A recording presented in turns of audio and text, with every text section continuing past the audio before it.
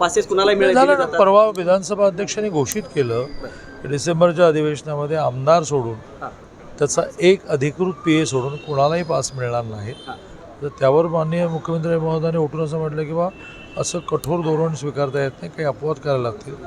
याची ऑगस्टमध्ये बहुधा विधानसभा आणि विधान परिषदेच्या नियमावलींचं एक पुस्तक असतं, त्याला आम्ही गमतीने लाल पुस्तक हिरवं पुस्तक म्हणतो. लाल असतं विधान परिषदेचं, हिरवं असतं विधानसभेचं.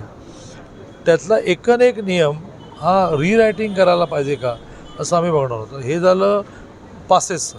सोपं आहे, ठरवून टाकू. असं एक आला आहे प्रस्ताव की लोकसभेसारखं करावं की आदल्या दिवशी ॲप्लिकेशन व्हेरिफिकेशन पास तयार, सकाळी फक्त त्याने काउंटरवर पास घ्यायचा, आदल्या दिवशी पत्र नसेल तर काही मिळणार नाही, असं एक प्रायमरी आलं आहे. पण नियम खूप बदलायला.